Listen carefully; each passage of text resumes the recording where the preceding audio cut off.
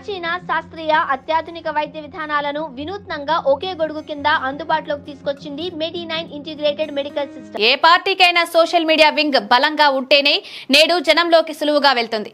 అది నిజాలైనా అబద్ధాలనైనా సులువుగా జనాలకు చేరవేస్తోంది.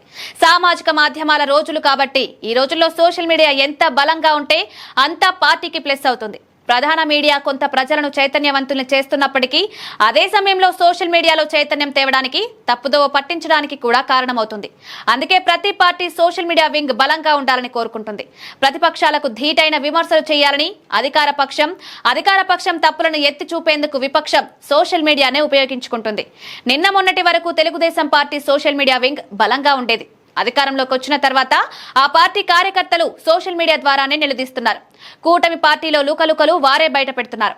ఉచిత ఇసుక విధానంలో లుసుగులను కూడా వారే బాహ్య ప్రపంచానికి చెప్తున్నారు. ఇక చంద్రబాబు నిర్ణయాలపై కూడా నేరుగా సోషల్ మీడియా ద్వారానే అసంతృప్తి వ్యక్తం చేస్తున్నారు. స్కిల్ డెవలప్మెంట్ స్కామ్స్ కేసులో చంద్రబాబు అరెస్ట్ జైల్లో 52 రోజులున్న సమయంలో ఆ పార్టీకి చెందిన సోషల్ మీడియా పోషించిన పాత్ర అంతా ఇంతా కాదు. దానివల్లనే ప్రపంచవ్యాప్తంగా 60 దేశాల్లో చంద్రబాబు అరెస్టుకు నిరసనగా తెలుగు ప్రజలు ఆందోళనకు దిగారనడంలో అతిశయోక్తి లేదు. ఇక 2024 ఎన్నికల్లో ఓటమి తర్వాత వైసీపీ సోషల్ మీడియా డల్ అయింది. మళ్లీ యాక్టివ్ గా కనిపిస్తోంది. వైసీపీ సామాజిక మాధ్యమాల ద్వారానే తమ అభిప్రాయాలను ప్రజలకు తెలియజెప్తుంది.